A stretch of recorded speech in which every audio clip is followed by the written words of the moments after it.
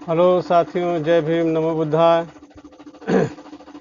इस किताब के माध्यम से मैं आज इसमें 50 बहुजन नायकों का उल्लेख किया गया है। इस किताब के माध्यम से एक एक बहुजन नायक का छोटी सी क्लिप बना करके आप लोगों के साथ शेयर करूंगा। शायद मुझे यकीन है कि आप लोगों को अच्छा लगे। साथियों की बहुजन नायकों ने क्या क्या परिश्रम, क्या क्या प्रयास किए हैं हम लोगों को, इसलिए हम थोड़ी बहुत आज सुविधाजनक ज़िंदगी जी रहे हैं, तो अपने महापुरुषों को याद करें। आजकल नई पीढ़ी की जनरेशन को मोबाइल देखने में थोड़ा ज़्यादा रुचि है और वो किताबों में कब ध्यान देते हैं। तो यही किताबों की चीज़ें मोबाइल में भी देखा जाए, ताकि हो सकता है कि वो उनको इस चीज़ से थोड़ा लाभ मिले, तो मोबाइल में भी देख करके थोड़ी बहुत जानकारी हासिल कर सकते हैं। बस मेरा उद्देश्य यही है, इसलिए मैं इस वीडियो को छोटी सी वीडियो बना करके आप लोगों के बीच शेयर करना चाहता हूँ। पहला अध्याय हम चर्चा करेंगे आज भीमा कोरेगांव। भीमा कोरेगांव नाम तो ऐसे बहुत से जगहों पे सब कोई सुना है, लेकिन किताब के माध्यम से यहाँ क्या लिखते हैं, किसी कवि ने लिखा है, उसको हम पढ़ के और इस पर चर्चा करेंगे। इस भीम कोरेगांव की क्रांति, इस श्रृंखला में हम उस बहुजन नायकों का जिक्र कर रहे हैं जिन्होंने वंचित तबके के जीवन को बेहतर बनाने के लिए तत्कालीन व्यवस्था से लड़ाई लड़ी, जिन्होंने देश के स्वच्छता आंदोलन में अपना बलिदान दिया और राष्ट्र निर्माण में अपनी भूमिका निभाई। 1818 में एक ऐसे ही घटना घटी थी जिसने दलित समाज का शौर्य को दुनिया भर में स्थापित किया था। मुख्य धारा की मीडिया और दलित समाज के विरोधी हमेशा से इस घटना का जिक्र करने से कतराते रहे हैं, क्योंकि यह घटना जहां दलितों की शौर्य गाथा है, तो वहीं मनवादियों के मुंह पर कालिख बहुजन समाज के लोगों का इस घटना को जानना बहुत ज़रूरी है। इस महान गाथा में 500 नायकों ने हिस्सा लिया था। ये सारे लोग बहुजन समाज के नायक हैं। इस ऐतिहासिक दिन को याद करते हुए डॉक्टर बाबा साहेब अम्बेडकर प्रतिवर्ष 1 जनवरी को उस महान स्थान पर जाकर उन दलितों को नमन किया करते थे। दोस्त, ये लड़ाई 1818 में लड़ी गई थी। एक दिन कोरेगांव के संघर्ष के विजय का दिन है, जिसमें महारों ने पेशवाओं को धूल चटा दी थी। भारत में अंग्रेजी राज की स्थापना के विषय में सामान्यतः लोग यह मानते हैं कि अंग्रेज़ों के पास आधुनिक हथियार और सेना थी, इसलिए उन्होंने आसानी से भारत पर अपना अधिकार स्थापित कर लिया। लेकिन सच्चाई यह है कि अंग्रेज़ों ने भारत के राजाओं महाराजाओं को अंग्रेजी सेना से नहीं, बल्कि भारतीय सैनिकों की मदद से परास्त किया था। अंग्रेज़ों की सेना में बड़ी संख्या में भर्ती होने वाले ये सैनिक कोई और नहीं बल्कि इस देश के अछूत कहलाने वाले लोग थे। जानवरों का जीवन जीने को विवश अछूतों को जब अंग्रेजी सेना में नौकरी मिली, तो बेहतर जीवन और इज्जत के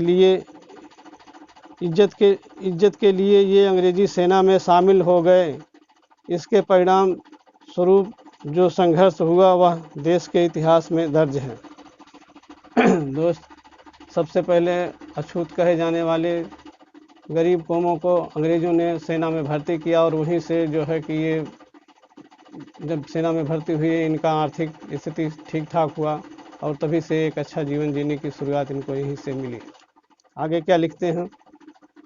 1 जनवरी 1818 को कोरेगांव युद्ध में महार सैनिकों ने ब्राह्मणवादी पेशवाओं को धूल चटा दी थी। Doctor Ambedkar writes and speeches अंग्रेजी के खंड 12 में the unstable and the pax Britannica में इस तथ्य का वर्णन किया गया है। ब्रिटिशों की भारत की जीत में वर्ष 1757 और 1818 का महत्व है। 1757 में ईस्ट इंडिया कंपनी का बंगाल के नवाब सिराजुद्दीन के बीच युद्ध हुआ। इसे प्लासी की लड़ाई के नाम से जाना जाता है। यह पहला युद्ध जिसमें अंग्रेज़ों ने भारत की भूमि पर कब्जा किया।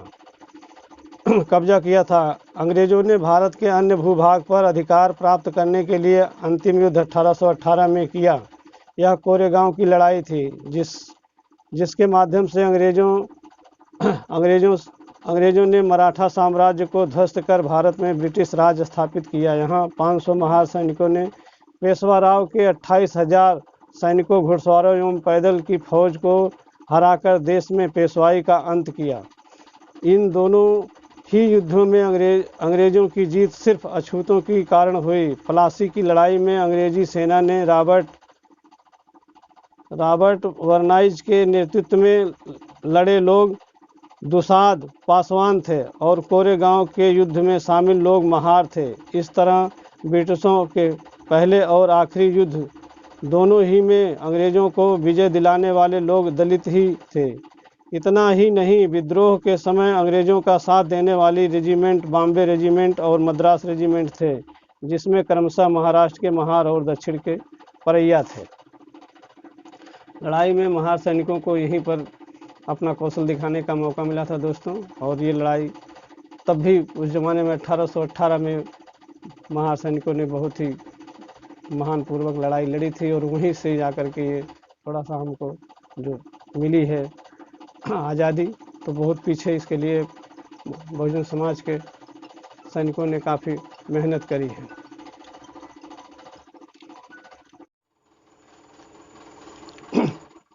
आगे क्या लिखते हैं? कोरेगांव भीमा नदी के तट पर महाराष्ट्र के पुणे के पास स्थित है।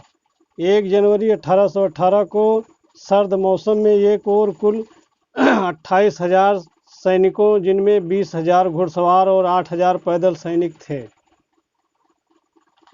जिसकी अगुवाई पेशवा बाजीराव कर रहे थे। दूसरी ओर बॉम्बे नेटिव लाइट इन्फेंट्री के 500 महार सैनिक, जिसमें महज 250 घुड़सवार सैनिक ही थे। आप कल्पना कर सकते हैं कि सिर्फ 500 महार सैनिकों ने जिस जज्बे से लड़ाई की होगी कि उन्होंने 28,000 पेशवाओं को धूल चटा दिया। दूसरे शब्दों में कहें तो एक ओर ब्राह्मण राज बचाने की फिराक में पेशवा थे, जो दूसरी ओर पेशवाओं के पशुवत अत्याचारों का हिसाब चुकाने की फिराक में गुस्से से तमतमाए महार सैनिक आखिरकार इस घमासान युद्ध में ब्रह्मा के मुख से पैदा हुए पेशवा की शर्मनाक पराजय हुई। 500 लड़कों की छोटी सी सेना ने हजारों सैनिकों के साथ 12 घंटे तक वीरतापूर्वक लड़ाई लड़ी। भेदभाव से पीड़ित अछूतों की इस युद्ध के प्रति दृढ़ता का अंदाज़ा इसी से लगाया जा सकता है कि महार रेजिमेंट के ज़्यादातर सिपाही बिना पेट भर खाने और पानी के लड़ाई के पहली की रात 43 किलोमीटर पैदल चलकर युद्ध स्थल तक पहुँचे। यह वीरता की मिसाल है। इस युद्ध में मारे गए सैनिकों को श्रद्धांजलि देने के लिए एक चौकोर मीनार बनाया गया है, जिसे कोरेगांव के स्तंभ के नाम से जाना जाता है। यह महार रेजिमेंट के साहस का प्रतीक है। इस मीनार पर उन शहीदों के नाम खुदे हुए हैं जो इस लड़ाई में मारे गए थे। 1851 में इन्हें मेडल देकर सम्मानित किया गया था। सैनिकों ने जो महार सैनिकों ने लड़ाई की थी, आज भी साथियों मौजूद है महाराष्ट्र में। भीमा कोरेगांव के नाम से एक स्तंभ बना हुआ है, उसको आप देखना चाहे तो देख करके आप उसकी पड़ताल कर सकते हैं कि कितना सच है कितना गलत है। आगे क्या लिखते हैं? दलित आदिवासी समाज को अपने पूर्वज उन 500 महार सैनिकों को नमन करना चाहिए, क्योंकि इस युद्ध में पेशवा की हार के बाद पेशवाई खत्म हो गई थी और अंग्रेज़ों को भारत की सत्ता मिली। इसके फलस्वरूप अंग्रेज़ों ने भारत देश में शिक्षा का प्रचार किया, जो हजारों सालों से बहुजन समाज के लिए बंद था। इसके उपरांत महात्मा फूले पढ़ गए और इस देश की जातिगत व्यवस्था को समझ पाए। अगर महात्मा फूले ना पढ़ पाते तो शिवाजी महाराज की समाधि कौन ढूंढता? अगर महात्मा फूले ना पढ़ पाते तो सावित्रीबाई कभी इस देश की प्रथम महिला शिक्षिका ना बन पाती। सावित्रीबाई की अशिक्षित रहने की स्थिति में इस देश की महिलाएं कभी न पढ़ पाती, साहू महाराज कभी आरक्षण नहीं दे पाते और बाबा साहेब डॉक्टर अंबेडकर भी नहीं पढ़ पाते। आप समझ सकते हैं कि अगर बाबा साहेब डॉक्टर अंबेडकर नहीं पढ़ पाते तो दलितों आदिवासियों की स्थिति आज क्या होती। इसलिए जिस तरह बाबा साहेब अंबेडकर प्रतिवर्ष 1 जनवरी को कोरेगांव जाकर उस वीर दलितों को नमन किया करते थे, हमें भी उन वीरों के प्रति श्रद्धांजलि व्यक्त करनी चाहिए और अपने पूर्वजों के शौर्य को याद कर गौरवान्वित होना चाहिए। साथियों ये बताएं कि जिस हिसाब से उस समय की व्यवस्था थी, उस व्यवस्था के हिसाब से बहुत ही मुश्किल काम था ये करना, लेकिन फिर भी हमारे पूर्वजों ने बहुत कोशिशें कर के ये चीज़ की है, ये लड़ाइयाँ लड़ी हैं पढ़ाई के लिए, क्या क्या कोशिशें कर के आज हमको जो पढ़ने का मौका मिला हुआ है और हमारे आने वाले बच्चों की किताबों में मन नहीं लगता है। फिर भी हम सबको तो नहीं कर सकते हैं, लेकिन कुछ तो सुधर गए हैं, कुछ के अंश में पड़ा हुआ है कि हाँ शिक्षा का महत्व क्या है, लेकिन अभी भी हमारा समाज बहुत पीछे है शिक्षा के मामले में। अगर हम देखें तो बहुत शिक्षा के मामले में बहुत पीछे है। इसलिए कोशिश करना चाहिए कि ज़्यादा से ज़्यादा हम जितना ध्यान हो सके उस पढ़ाई की तरफ ध्यान दें और शिक्षित हो और जाने। जब तक हम जानेंगे नहीं तब तक हम मानने को तैयार नहीं होंगे। इसलिए जानना ज़रूरी है और जाने का माध्यम और जरिया यही है कि शिक्षा, जैसा कि बाबा साहब ने कहा है कि शिक्षा वो शेरनी का दूध है कि जिसने पिया है वो दहाड़ा है। इसलिए हम बार बार आपसे रिक्वेस्ट करेंगे साथियों कि शिक्षा की तरफ ज़्यादा से ज़्यादा ध्यान दें और शिक्षा से जानकारी हासिल हो करके और इसके बाद फिर अपने जीवन में उसको अमल करें, उतारें और उससे लाभ उठाएं। फिर हम आपको अगली वीडियो में किसी और टॉपिक पे चर्चा करेंगे। तब तक के लिए अब हमारी वीडियो यहीं से हम बंद करते हैं साथियों। जय भीम, नमो बुद्धाय।